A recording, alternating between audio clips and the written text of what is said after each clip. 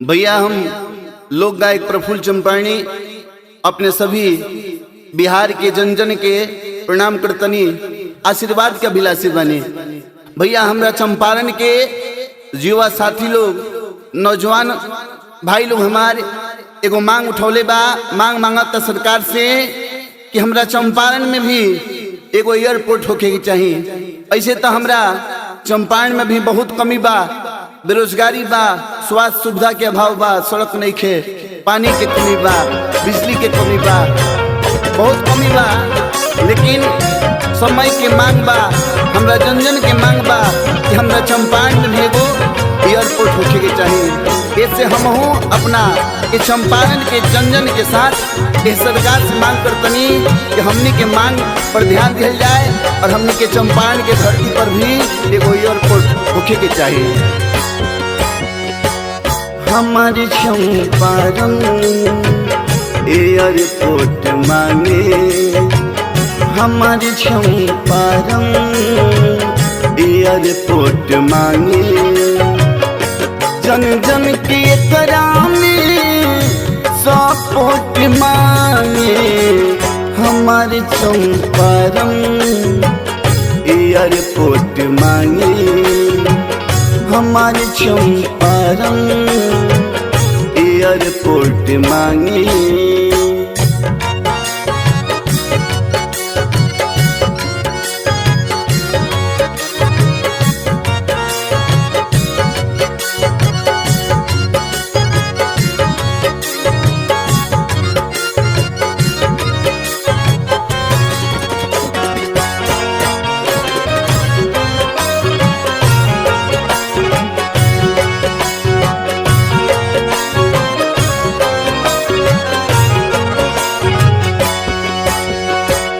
मन बात सफर तनी बैठियों में करती, असरा लगौलस चंपारण के धरती।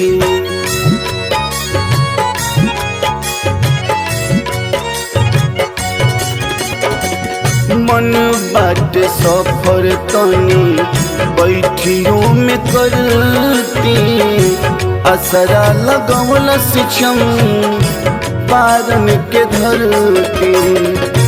केहू के प्रति नहीं, केहू के प्रति नहीं, मन में खोट मांगे। हमारी चंपारण एयरपोर्ट मांगे, हमारी चंपारण एयरपोर्ट मांगे। जन जन के करामे सपोर्ट मांगे, हमारी चंपारण एयरपोर्ट मांगे, हमारी चंपारण एयरपोर्ट मांगे।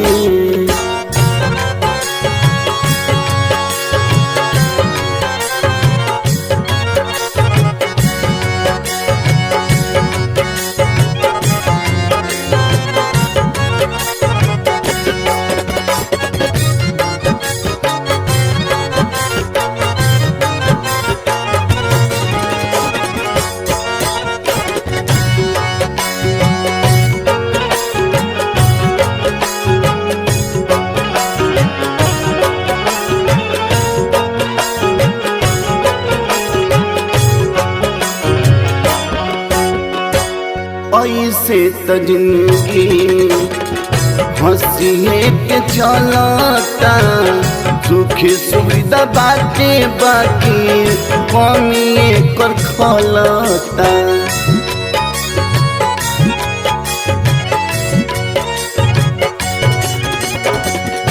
ऐसे तो जिंदगी हंसिए के चलता, सुख सुविधा बाटे बाकी कमी कर खलता।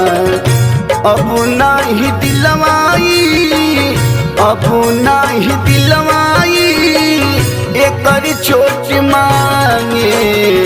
हमारी चंपारण एयरपोर्ट मांगे, हमारी चंपारण एयरपोर्ट मांगे जन जन के करामी सपोर्ट मांगे हमारे चंपारण एयरपोर्ट मांगे हमारे चंपारण एयरपोर्ट मांगे।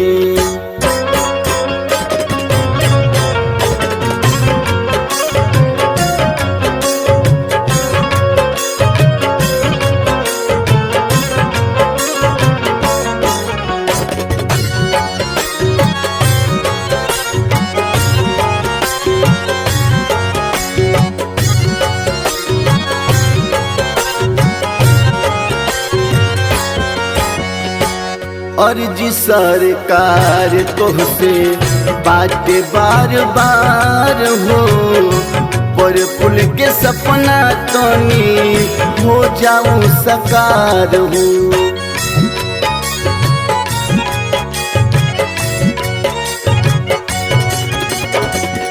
अर्जी सरकार तोहसे बाटे बार बार हो उत्तम दीपक के सपना हो जाओ साकार हो।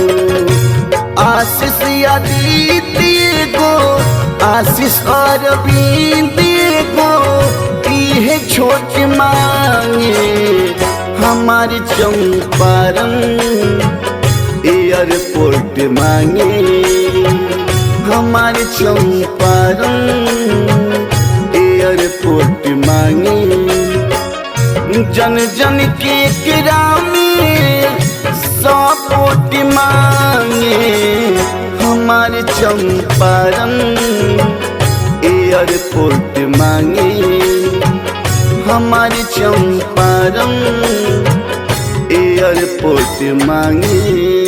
Recording by TR Studio Ariraj।